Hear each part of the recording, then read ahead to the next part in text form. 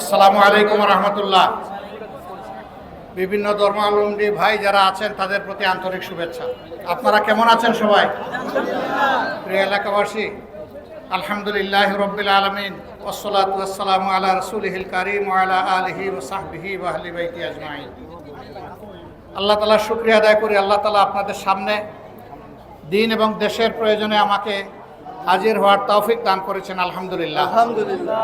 বাংলাদেশ আমাদের প্রিয় জন্মভূমি। আমরা এই দেশকে ভালোবাসি, দেশের মানুষকে ভালোবাসি।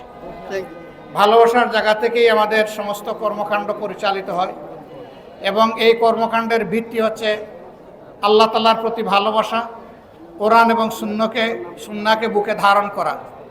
আল্লাহ তাআলা সমস্ত সৃষ্টির স্রষ্টা, তিনি তার পক্ষ থেকে মানবজাতিকে সৃষ্টির মধ্যে শ্রেষ্ঠত্ব দান করেছেন এবং মানবজাতি যাতে গোটা সৃষ্টির শৃঙ্খলা বিধান করতে পারে, এই দুনিয়ার সৌন্দর্য বিধান করতে পারে, এই জন্যে যুগে যুগে আল্লাহ তাআলা কিতাব এবং নবী দান করেছেন। শেষ কিতাব আল কোরআন, শেষ নবী মুহাম্মদুর রাসূলুল্লাহ সাল্লাল্লাহু আলাইহি ওয়াসাল্লাম। আল্লাহ রসুলের পরে আর কোনো কিতাব কারো কাছে আসবে না এবং কোনো নবীও আর আসবেন না। আল্লাহ তাআলা তার বিধানের পূর্ণতা এখানে দান করেছেন এবং সমস্ত নিয়ামতকেও পরিপূর্ণ করে দিয়েছেন। বাংলাদেশ জামাতে ইসলামী বিশ্বাস করে একমাত্র সেই আল্লাহর হুকুম আহকামের ভিত্তিতেই যদি দেশ পরিচালিত হয়, যে আল্লাহ আমাদেরকে সবচেয়ে বেশি ভালোবাসেন এবং আমাদেরকে পয়দা করেছেন, তাহলে এই দেশে সুখও আসবে, শান্তিও আসবে, সমাজে নিরাপত্তা কায়েম হবে, মানুষ তাদের জীবন, ইজ্জত এবং সম্পদের নিরাপত্তা পাবে। প্রত্যেকটি মানুষ দেশ গড়ায় অংশগ্রহণ করবে, সে চাই নারী হোক পুরুষ হোক, গৃহে হোক বাইরে হোক, যার যেখানে দক্ষতা যোগ্যতা সে অনুযায়ী দেশকে তারা সেবা দেবে।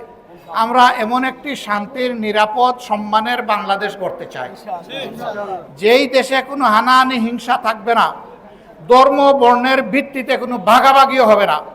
আমরা ঘোষণা করেছি যে আমরা এই দেশে কোনো মেজরিটি মাইনরিটি মানি না।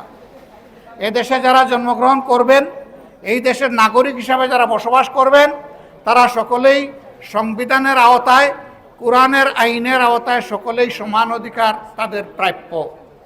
সুতরাং এখানে অধিকারের কোনো তারতম্য হবে না। অধিকারের জন্য লড়াই এবং সংগ্রাম, আন্দোলন এবং মিছিল করার প্রয়োজন হবে না। অধিকার রাষ্ট্র যারা পরিচালনা করবেন, তাদের দায়িত্ব যার অধিকার তার ঘরে পৌঁছে দেওয়া। আমরা এমন একটি শিক্ষা ব্যবস্থা চাই, যেই শিক্ষা ব্যবস্থা মানুষকে মানুষ হতে শেখায়, মানবজাতির প্রত্যেকটা সদস্যকে সম্মান এবং ভালোবাসতে শেখায়। আমরা সেই দায়বদ্ধ শিক্ষা ব্যবস্থা গড়ে তুলতে চাই এবং এই নৈতিক শিক্ষা শুধু নৈতিকতার মধ্যেই সীমাবদ্ধ থাকবে না।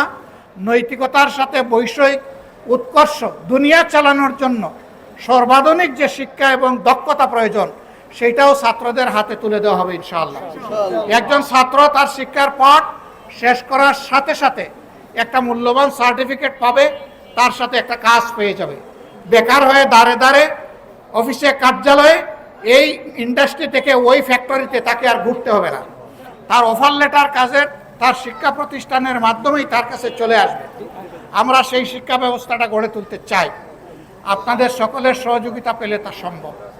53 বছর যারা বিভিন্নভাবে দেশ শাসন করেছেন, তাদের যা দেওয়ার তারা দিয়েছেন। তারা শাসন দিয়েছেন না দুঃশাসন দিয়েছেন, সেটার সাক্ষী জনগণ। আমি এই ব্যাপারে কিছু বলতে চাই না। আমাদেরকে একবার আপনারা সুযোগ দেন, আমরা কথা দিচ্ছি আল্লাহকে ভয় করে এই দেশের মানুষের সেবা করবো ইনশাআল্লাহ। আমরা আল্লাহ ছাড়া কোনো ব্যক্তিকে, দুনিয়ার কোনো শক্তিকে আমরা ভয় করব না। ভয় করব শুধু আল্লাহ তাআলাকে। আল্লাহ তাআলার ভয়ের ভিত্তিতে একটা সমাজ আমরা বিনির্মাণ করতে চাই, যেখানে আবাল বৃদ্ধ বনিতা সকলেই ইজ্জতের সাথে এবং নিরাপত্তার সাথে বসবাস করবে। ঘরের ভিতরে নিরাপদ,